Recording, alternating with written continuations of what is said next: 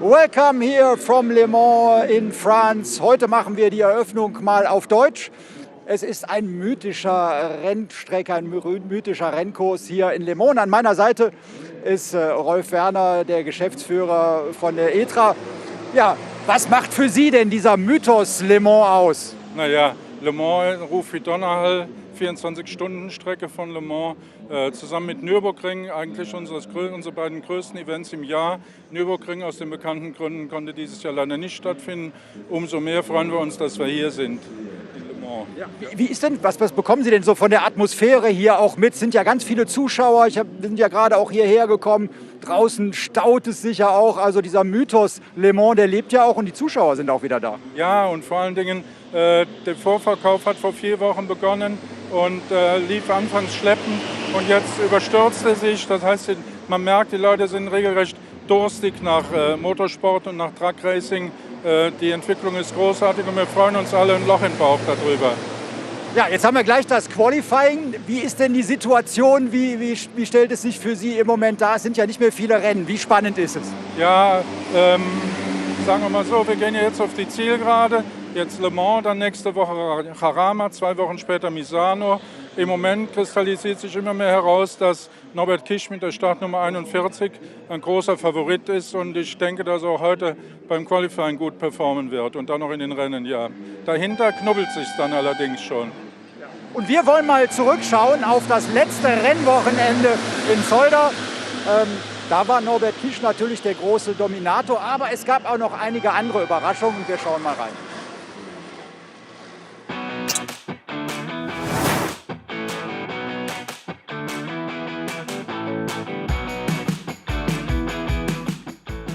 So the action on Saturday here at Zolder got underway.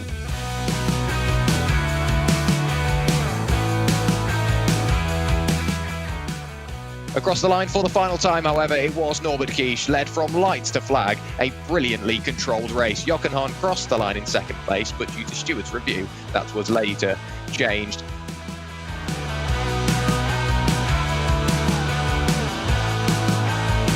The start was not the best, and Johan was on the outside of me, and Sasha was really close behind me. So the first turn was really difficult to make it through, and you know, not to make any mistakes. But yeah, it worked. Race 2 of the weekend was under very different conditions to what we saw at race 1. You can see rain pouring down, the heavens had opened, and the first 2 laps of the 12-lap race was under yellow flag conditions.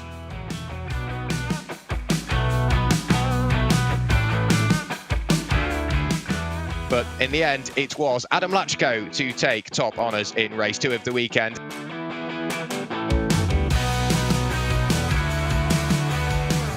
Starting raining before the race, I'm very happy. I'm a little bit change of setup and I enjoy all the race.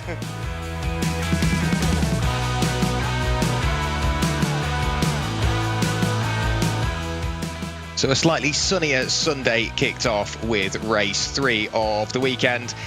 It was Jochen Hahn starting alongside Adam Latchko. Nothing really much changed before the end of the race. Jochen Hahn took the win here for race 3.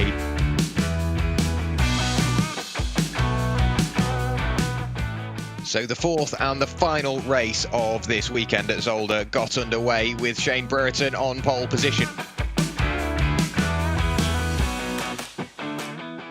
By the end of the race, it was Norbert Kisch to cross the line to take the checkered flag first, followed by Adam Latchko in the first of the Bagheera Freightliners, and Teo Calvei crossed the line in 3rd place. Yeah, it's unbelievable. Like you said, four wins in this weekend in Goodyear Cup.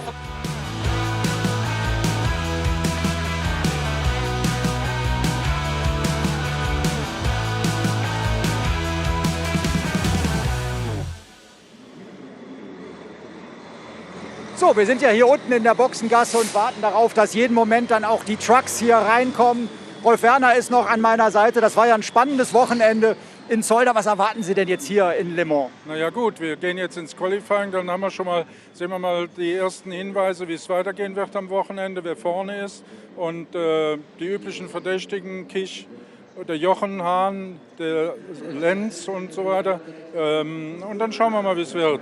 Und klar ist der Kich im Moment deutlich am Führenden, Norbert, aber ein kleiner Fehler oder ein kleiner Ausfall oder Ausrutscher und dann sind die anderen schon direkt wieder da. So immens ist der Vorsprung nicht, also es bleibt spannend. Was macht diese Rennserie aus? Und ich weiß ja, Sie müssen ja neutral sein, aber gibt es da so einen heimlichen Favoriten, dem Sie vielleicht so ein bisschen aus persönlichen Gründen auch die Daumen drücken? Nö, kann ich nicht. Gucken Sie, ich bin Vorsitzender vom AC Mayen und der Sascha Lenz ist sogar Clubmitglied bei mir und trotzdem muss ich da ja zurücktreten. Ich freue mich über jeden, der gewinnt und freue mich auch, wenn er gewinnt, aber einen heimlichen Favoriten kann man so nicht sagen. Man hat da keine Vorlieben oder man darf es einfach nicht haben in der Position als Promoter, in der wir uns befinden.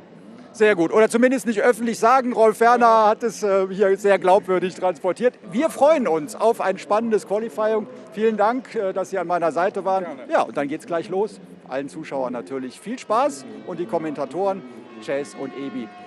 Bis gleich. Yes, thank you very much, Chris. Hello, everybody. Welcome to Le Mans and welcome to this fantastic Bugatti circuit, a real favourite of mine. I am your commentator today, obviously English commentator Chaz Draycott. We have my colleague Joachim Eberts doing the German commentary as well this weekend. But what a fantastic event this is going to be. This is such a windy, narrow circuit, not quite as windy and narrow as we saw at Zolder just a few weekends ago, where my colleague Jack Werrell was on the mic and really enjoying himself with the crazy conditions that these trucks had to put up with. But last time out really shook up the championship. While we did get Norbert Kisch, who was there in the number 41 red machine, getting 2 race victories to his name to take his total to 6, he is only 14 points clear of Adam Latchko, who's had the most podiums this season, 8 finishes in the top 3. There is Adam now in the number 55 Bagheera Racing Freightliner. You can hear the massive turbochargers on these trucks whistling away. But Norbert Kisch in the championship has 127 points, Adam Latchko 113. Third place is Sascha Lenz, 2 wins and 6 podiums this season. He has 109 points. Following him is Antonio Albacete, but he's 30 points back on 79. Then Jochen Hahn is 5th on 63.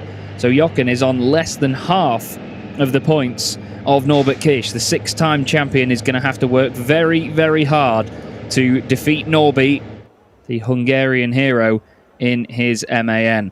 Interesting to point out, though, 6th in the championship overall is Teo Calvei. Now, he, of course, is racing in the Goodyear Cup this year, which is for the Chrome-rated drivers. We have the 2 classes of drivers, which is Titan and Chrome. Chrome are the drivers, basically, that have not won the championship in the last 10 years and have not finished in the top 8 overall last season. That's in the championship, that is. And have never qualified higher than 6th. So it's basically like an AM category for the truck racing. But Teo's having a fantastic season. However, he's not going to be racing here with us this weekend. He's actually still out on circuit, but he's with the French Truck Racing Championship, which also have some of their rounds this weekend as well. So it's the perfect time for Shane Brayton to get chasing him in the championship. Shane is currently 9th in the standings overall, and with a 27-point gap, I believe it is, between him and Calvei. So there's plenty to fight for. Sorry, 23-point gap between those two. My maths is clearly awful. But look at this place. It's fantastic to be commentating on racing at Le Mans. Obviously not the Le Mans 24 hours, but to be honest, with how small and how narrow this Bugatti circuit can be, the fact that truck racing even happens here is a miracle. It's amazing to see that we have these guys launching these vehicles. Guys and girls, I must say, of course. Kolak and Steffi Halm in our midst.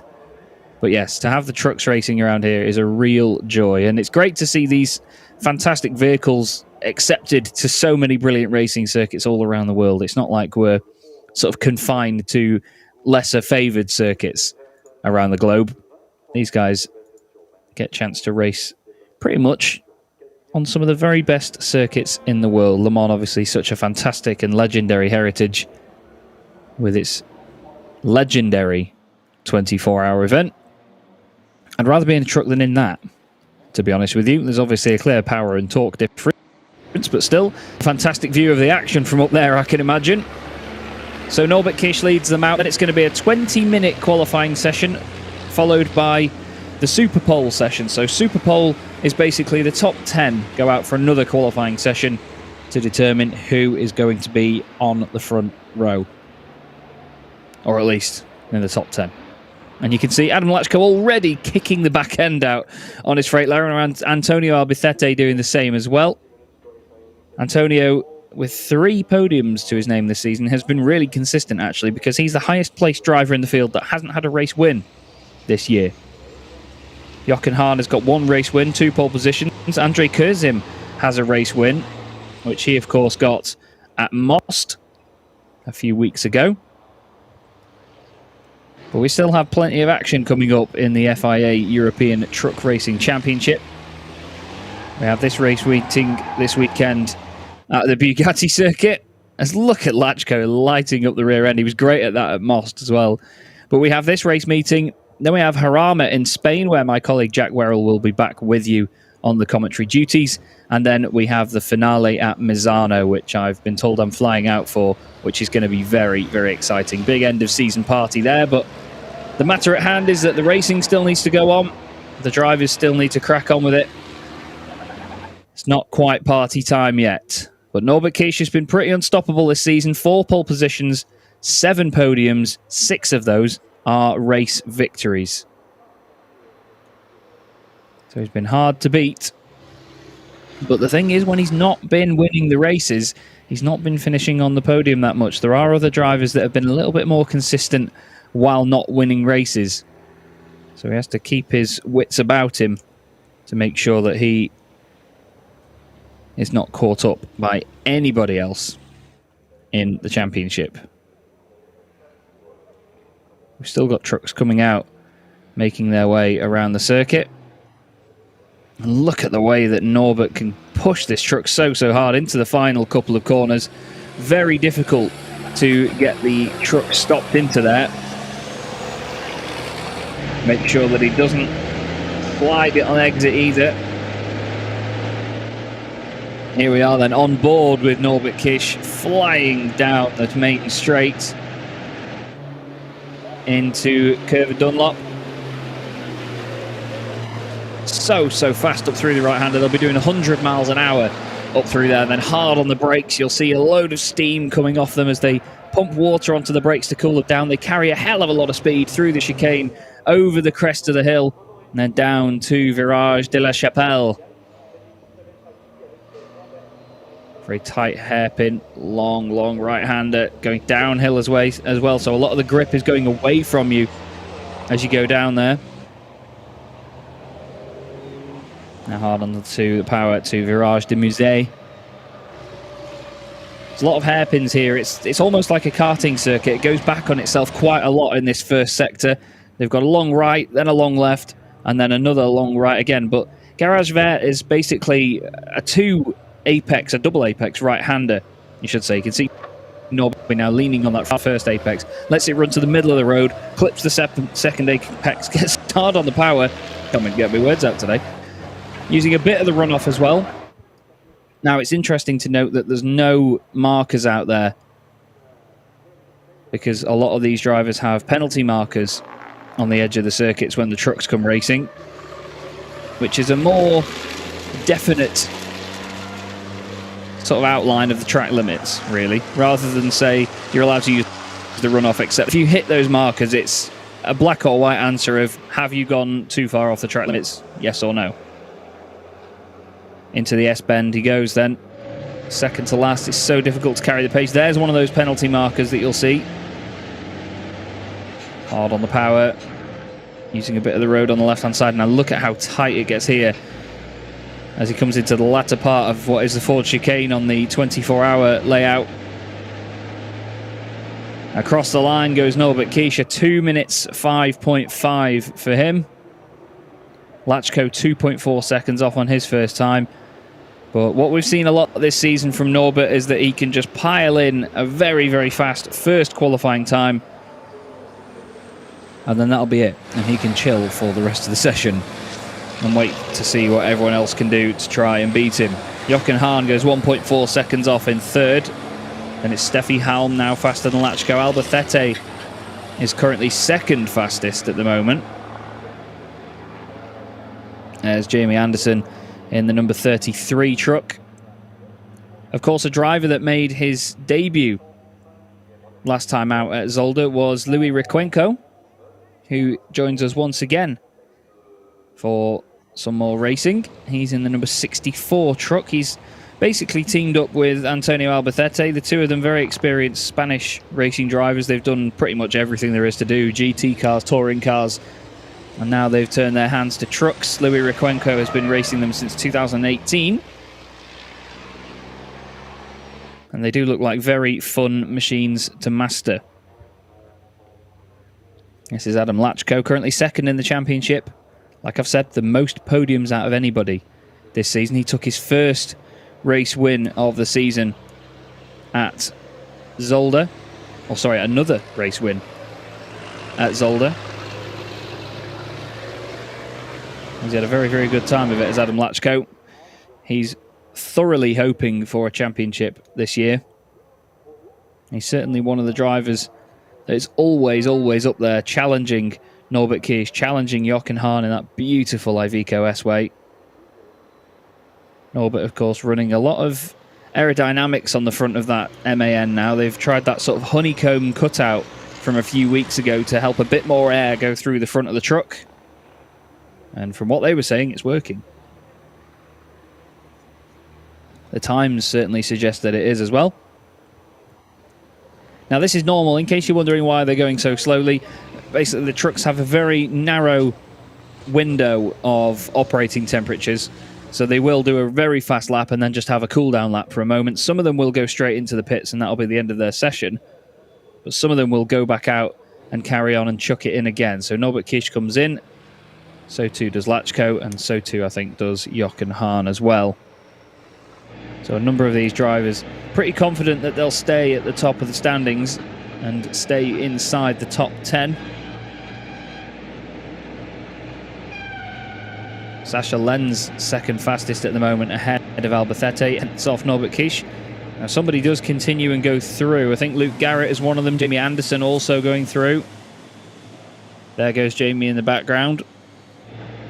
I think one of the others might have been, looked like a white truck. I think Steffi Halm might have gone out. No, Steffi's actually come into the pits. So that would have been Garrett going through. He's sharing the number 86 truck this season with Tom O'Rourke. Now, this truck leaning down on the right-hand side. Looks to me like that cab isn't straight. Very interesting, but Norbert's been the star of qualifying this season. 4 pole positions. 2 pole positions to Jochen Hahn. But Norbert has been the man to beat. Now, his race pace is what's been impressive. There was talk at Most about some of the teams having sort of different engine modes for qualifying, where they get a little bit more pace out of the truck. But Norbert was really pleased with the fact that he can do his qualifying times in the race. He can match his pace across every session over the weekend and have that incredibly strong consistency, while other drivers are fast in qualifying but then don't have it in the race. Now here's Jamie Anderson. Jamie's currently 12th in the championship overall with 11 points to his name.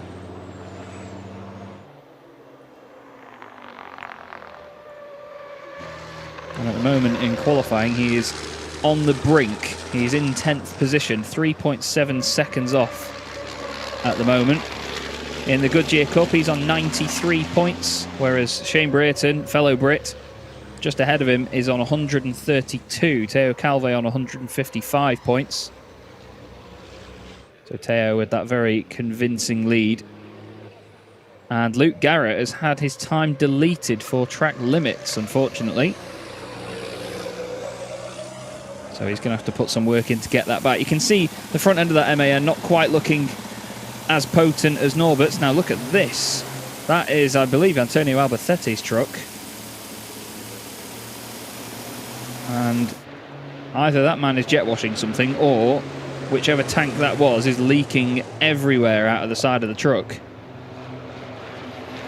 Certainly a lot of liquid being thrown down. hopefully just water. Could be one of the water tanks that they use to cool the brakes or cool the radiators, because these drivers have manual control over that. Norbert Kisch's Revesh Racing team just looking over his vehicle to make sure everything is still in check, but it certainly did look like that truck was leaning down to the right. It seemed like there was a bit of liquid had sort of trickled out of his truck as well, as still water piles out of Antonio Albertetti's truck. It is almost like it's being jet washed out, isn't it?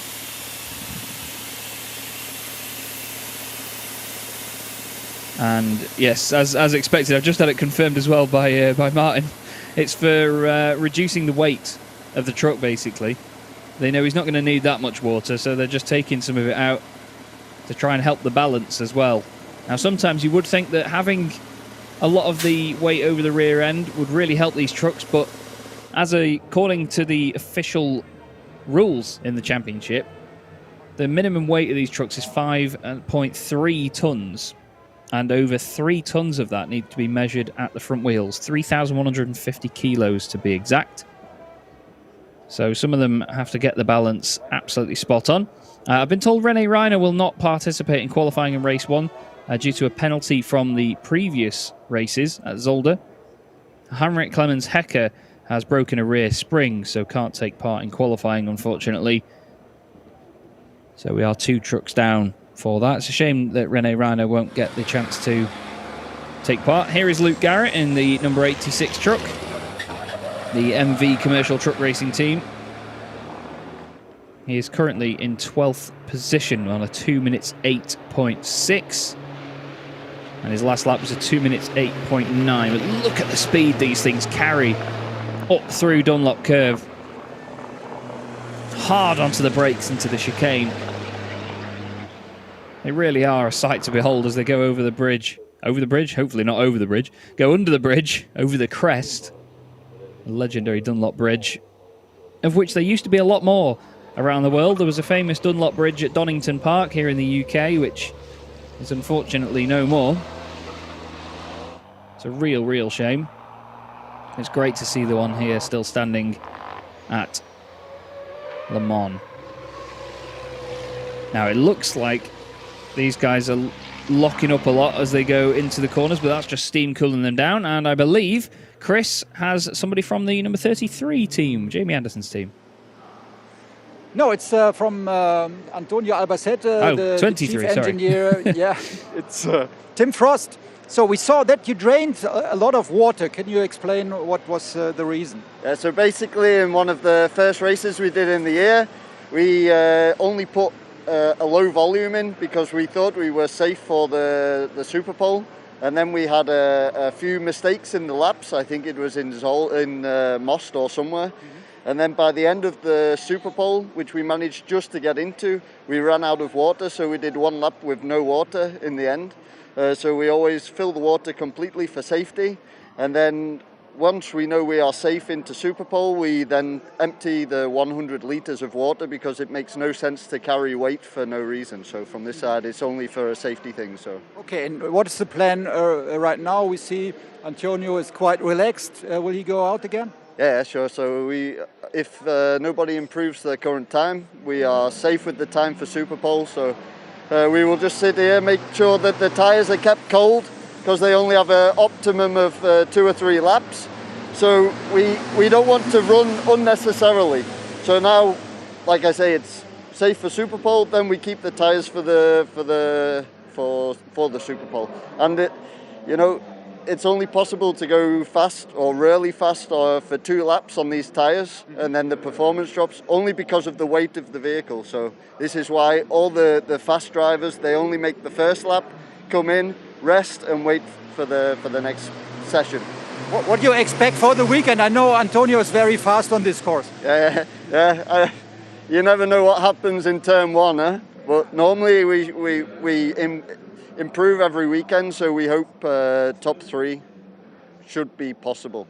So. Okay. Good luck. Thank you, Tim. And back to you.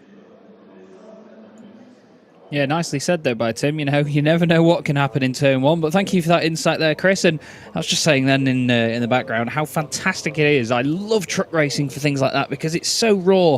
Some of the things that these teams can do and the drivers, because of the access to the engines and so on, and all the different systems they have, it can be so simple.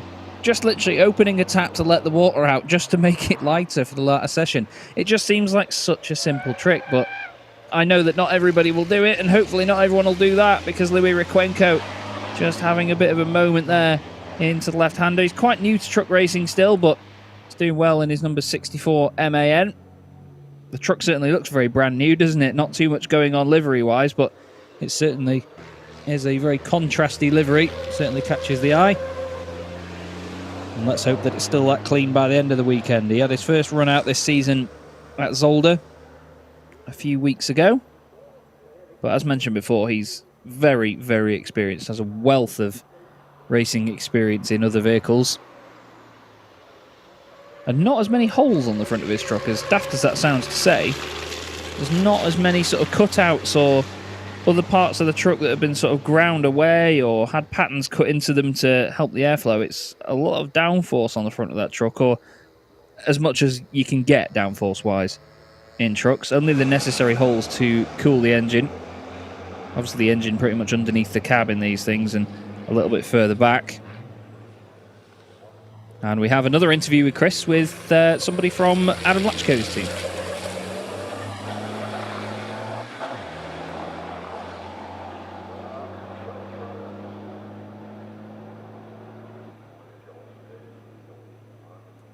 Okay, it seems like we can't get to Chris at the moment, as Requenco goes back across the line. His last lap was a 2:08.5. His fastest is a 2:08.2.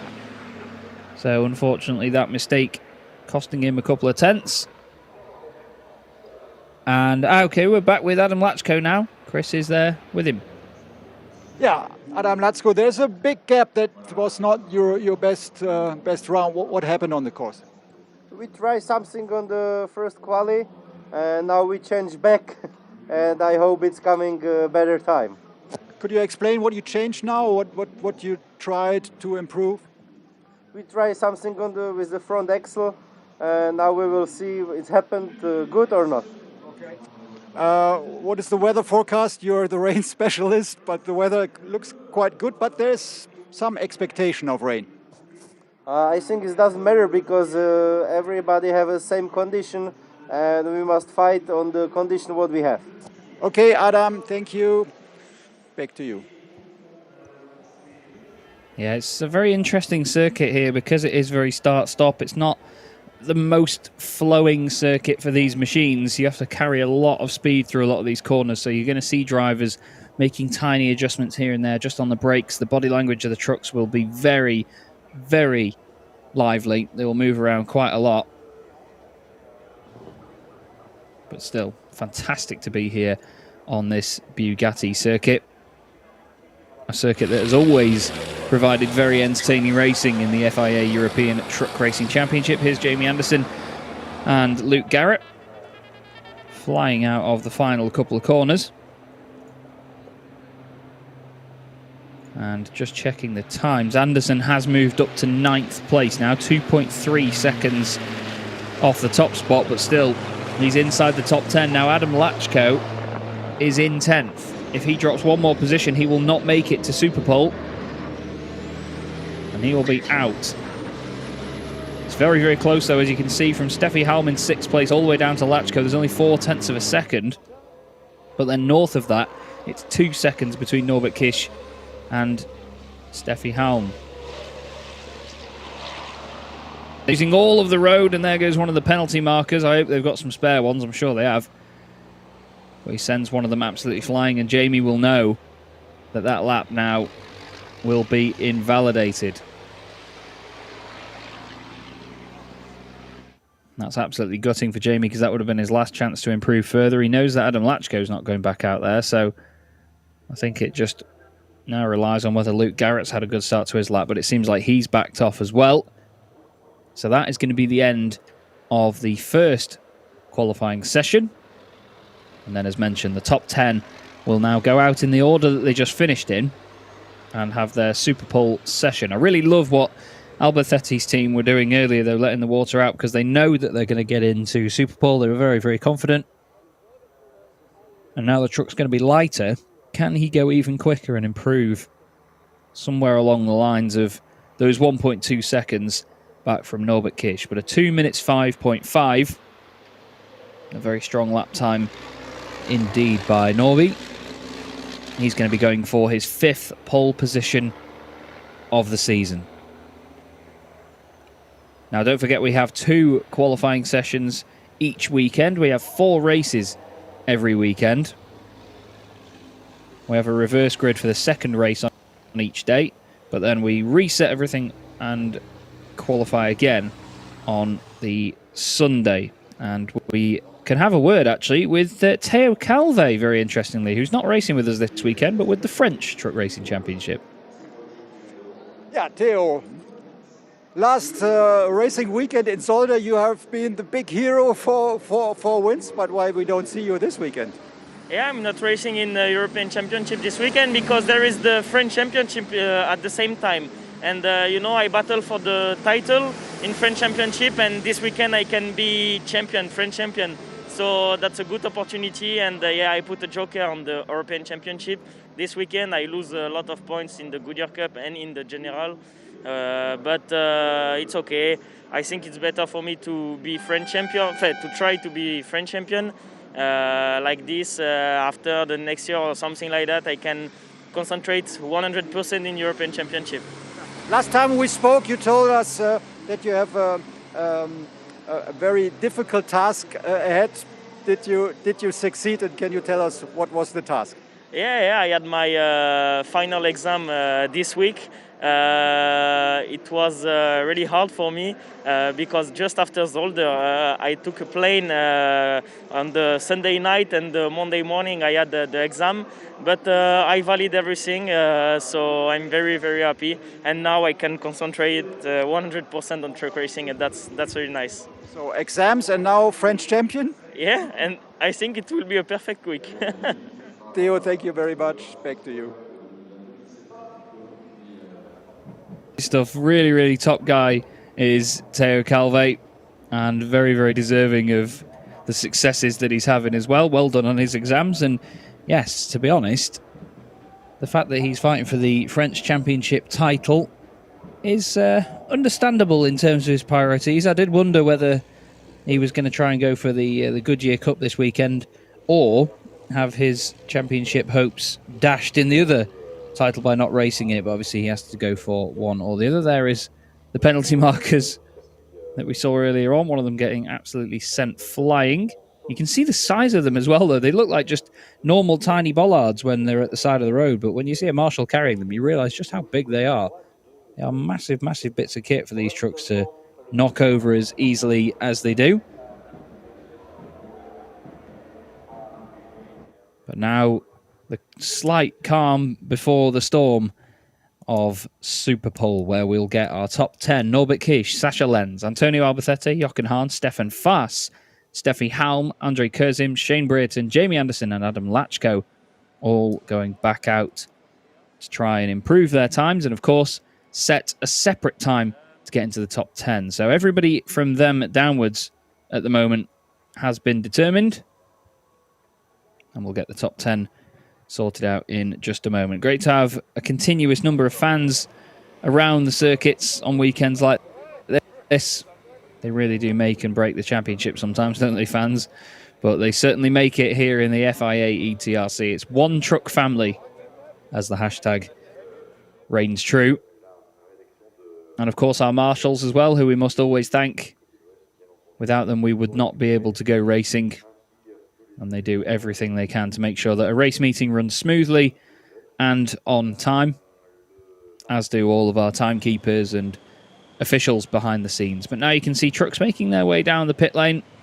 They're going to get organised into the correct order. And then we'll be able to send them all out one by one. But Jamie Anderson will be happy that he's still in there, because he had a lap time deleted for hitting the markers, as we saw. And the green flag is waved, so Norbert Kish will lead them back out of the pit lane now. Great to see Stefan Faas up there as well, actually. He really slid under the radar for me in that session. Stefan doing a really strong job, and to be honest, I think that everybody's talking point with Stefan this season is the massive accident he had at the Hungaro ring. He was perfectly fine, but the truck destroyed the barrier and basically cancelled that race from the calendar. That race was called off because the barrier repairs were going to take too long. Now, speaking of taking too long, these drivers only have 10 minutes in this Super Pole session to get things done, so they have to get laps in early on, and then they know if they're going to improve, then they've got to get that done quickly as well.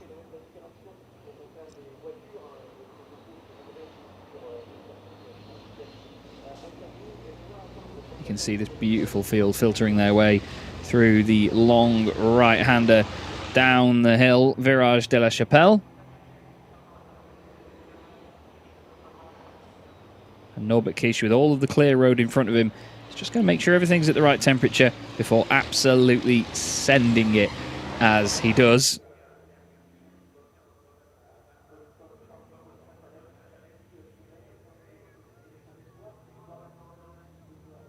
We just wait for them to kick into life. You can see how slowly they're just creeping their way around so far.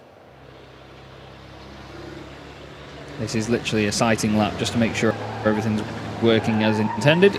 They light up the rears, they get on with it. Big slide from Sasha Lenz. They'll build up the pace a little bit, get some heat into the tyres, and then suddenly plant the throttle. They've got the Chemin aux Boeufs, which is the left-right chicane, and then they go into the S-bend, the longer right-left chicane after this small straight here. Not many overtaking opportunities here at the Le Mans Bugatti circuit, but there are some more obvious places that you'd have to think about, like into the final couple of corners, into one of the hairpins. But these drivers have to carry a lot of momentum in these trucks, and because they take up so much real estate, you really don't want to compromise yourself and your opponents too much. Look at the way that Norby's truck is leaning, though. It's definitely leaning down to the front right for me. He's going to take it nice and steady now through the second to last corners, and then plant it and get on with the fast lap. The legendary straight here at the Le Mans circuit. 7 minutes of the session to go, and they cross the line to get on with it.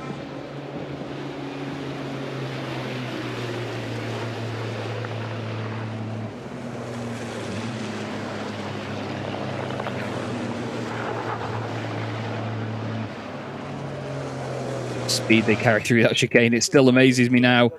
The way these trucks handle, the way they move about, is absolutely phenomenal. But Norbert Kish, his truck just always seems to have this body language about it. Really throw it in, but it looks so accurate when he does so as well. Hard on the throttle on the way out. You can see a little bit of steam still resonating from the front of the truck as he sprays some of the water onto the brakes to cool them down. The way it leans front right, nearly touching the ground there as well. Great management of the momentum through the long left-hander at Virage de Musée. Again, ready, it's going to dive its nose down onto the brakes. Look at that, it's so sudden. You'd expect it to be quite warbly and quite slow in the way that it sort of rests its nose down, but it really does headbutt the floor as he plants it. A little bit of the tail kicking out on the exit, but fantastic pace once again. No engine modes for Norby.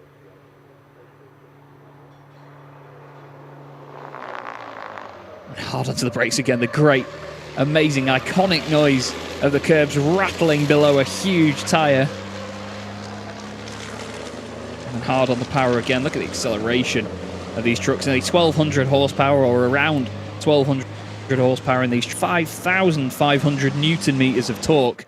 It's a ridiculous amount of torque, bearing in mind that cars like the McLaren P1 have somewhere around 900. Just ridiculous numbers, but that's why we love it. Norby using all of the circuit through the final couple of corners. Seems above board though. And let's see what lap he can do. It was a 2:05.5 earlier on. It's a 2:05.5 again. So Norbert Kish maintains the pace and does a smashing job with that first lap. 1.1 seconds faster than Lens Albacete, half a second off him. Now, he was 1.5 seconds off in the first laps they did earlier, which is good. Jochen Hahn a second off, Stefan Fast 2 seconds off in 5th position. And then the times carry on coming in. We've got Kurzim 2.1 seconds off, Shane Brayton 2.2 seconds off, Steffi Halm in 8th, 2.6 off the pace. We still wait for times from Adam Latchko and Jamie Anderson, and Latchko goes 5th, so truck 55 P5. And Jamie Anderson, I think, will be the last one to put a time on the board.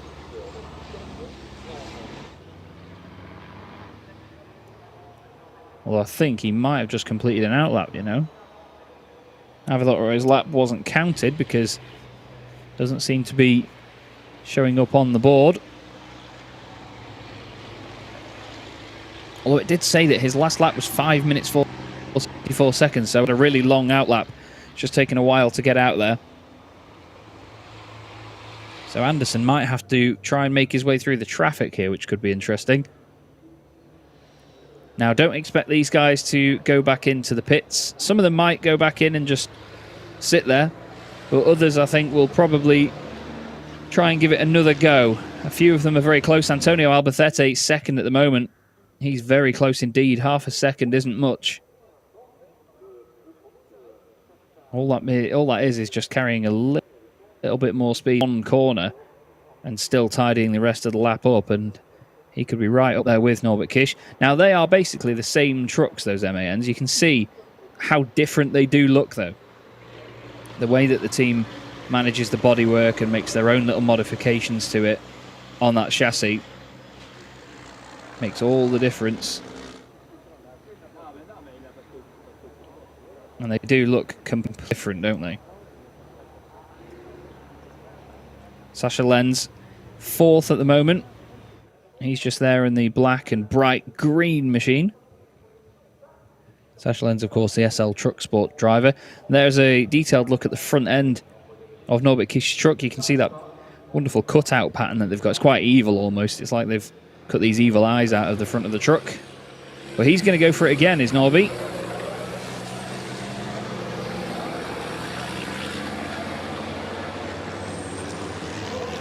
Powering his way down the straight.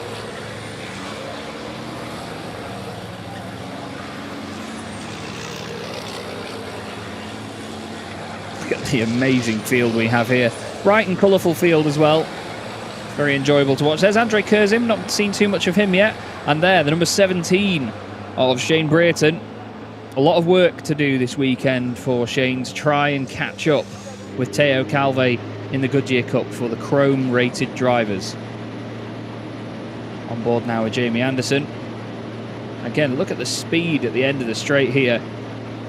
Now, they're limited. They do 100 miles an hour as the top speed, obviously for safety purposes.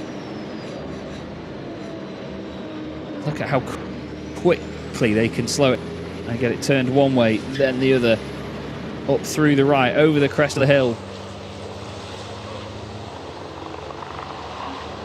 It's great to watch. And you can see some of the fans out there as well, sitting, waiting. Jamie trying very, very hard indeed now.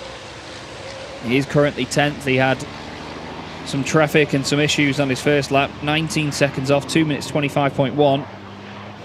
And now he's throwing everything at this to climb his way up into the top 10. He needs to beat Shane Brayton as well.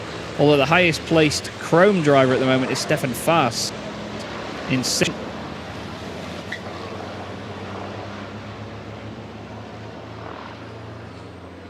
So Stefan going well, maybe 2 seconds off pole, but highest placed chrome driver, very, very good indeed. He's 4th in that championship, 3 points behind Jamie Anderson, so he could very well take 3rd place in that this weekend. These are going to be the final laps for pretty much all of these drivers now, as there's only 10 seconds of the session left to go. And it's still Norbert Kish, top of the times. And his last lap was a 2:05.7. So he's not improved, and as you see it there, Jamie Anderson's current time has been deleted due to hitting a marker. So that is going to be that for Jamie. Does anybody else improve? Jochen Hahn goes second fast. Antonio Albacete. Albacete did a 2:07.3, so Jochen Hahn onto the front row of the grid once again. Sasha Lenz is fourth. Adam Latchko is fifth. Followed by Stefan Fast in sixth. Andre Kurzim is seventh. Shane Brayton eighth. Steffi Halm is ninth. And Jamie Anderson, for the second time in qualifying this morning, having a lap time moved for the penalty markers. So he's certainly got something to work on for later. And that is not hitting said markers. But lovely to come on. And the drivers have made the most of them. And Norbert Kish takes his fifth pole position of the season. He really has been the dominant force so far. And he continues that with another qualifying session to his name. Jochen Hahn, second place, though he's still always up there as Jochen, but he just needs to convert that race pace. We know that he's got it. He's taken a race win this season. And he won last time out at Zolder for the first time this season, after some 8 or 9 races already. And there is Sasha Lenz as well, qualifying fourth in that session, 1.1 seconds off the top spot. He's got a little bit of work to do. It was him versus Norby, really, for the championship before Zolder. Then Adam Latchko had a fantastic race meeting and just jumped Sasha by a measly 4 points. So there really isn't much to pick between those guys. And to be honest, from Antonio Albacete in fourth in the championship down to Steffi Halm in seventh, there's only 21 points difference. And you get 25 points for a race win, so it can all change very, very quickly. Some fans there finding shade, which is probably a very, very good idea, to be honest, because even around this time of year, in the area around Le Mans, it does get very, very hot when the sun comes out. Obviously, I say that in hope as I sit here remotely in the UK in miserable conditions as it usually is in the UK, but still great to see everybody enjoying themselves out there. And Norbert Kish still on form with another pole ahead of Jochen Hahn and Antonio Albacete. But as we saw from his team earlier, Antonio is always quick around here.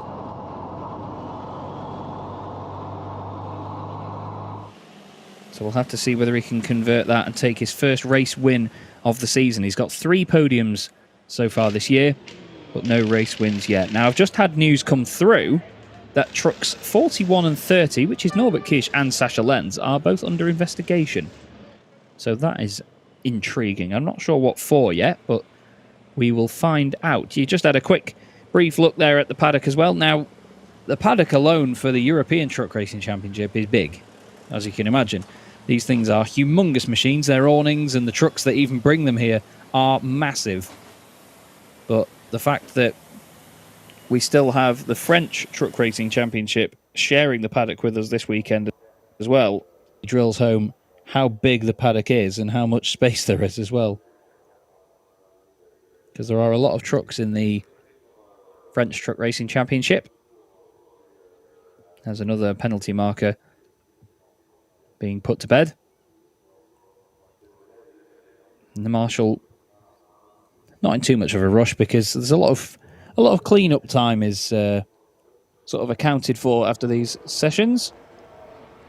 Speaking of after these sessions, it's time to take a look at the results. Norbert Kish, half a second faster than Jochen Hahn. Again, those two on the front row. Antonio Albacete third ahead of Sasha Lenz in fourth, with Adam Latchko and Stefan Fast lining up on row 3. Then it's Andre Kurzim and Shane Brayton. Steffi Halm is ninth ahead of Jamie Anderson, who rounds out the top 10. 11th place goes to Louis Requenco, and Luke Garrett will in 12th position. The smallest grid that we've had so far this season, but trust me, the racing will be just as fantastic. So we wait to see, of course, In the meantime, what happens with Norbert Kish and Sascha Lenz if they were under investigation? There's the Goodyear blimp, I should say, being taken for a walk. It's moving around a lot more than the Goodyear blimp normally does, let's face it. But yes, very interesting to see that they are under investigation, especially Norbert as well, of course. A real star at the top of the championship at the moment. Sascha Lenz third in the standings too. So you'd hope that they'd be setting an example. As the marshals putting the markers away, I'm sure they're going to have a collection of those by the end of the day. They've got 2 after qualifying. Let's see if we can get that camera back on them later on and count up how many they end up with. Hopefully not too busy a weekend, though, for the marshals. We avoid incidents at all costs here in the European Truck Racing Championship. And to be honest, the driving standards this season have been really, really amazing, to be fair. And, oh, Chris is down in the pit lane now with Jochen Hahn second on the grid. Yeah, Jochen Hahn, second place. How was it out there on the race course? Firstly, you must make the time practice, so we are on the second place, yes. Behind Nobi, it's a wonder. No, it's not a wonder. He shows us every time on the practice, also on the races, what you must do to have the pole position. So from this side, it's a gamble to make the time practices with him. So now we're going to race from the first row, second place. All it's open. Le Mans, it's different to all others. We have the first corner, it's a wide corner, but the pole position is on the left side. So on the first corner, we must respect each other. So from this side, all it's possible. And maybe he look a little bit forward to the title and make a little bit of mistake. Not maybe, I hope. And I can go. So, but anyway, normally on normal situations, he win the race. So we go hopefully to the second or to the podium. And for this, we fight now. But your plan is to put more pressure on Nobi? On the start, you must make pressure a lot. I think he's not nervous, but it's the only way to overtake him. So it's the start. So from this side, all goes in the start, and then we will see what happens when the checkered flag comes. Thank you very much, and good luck for the race. So back to you. That was the Super Bowl, and see you at the race.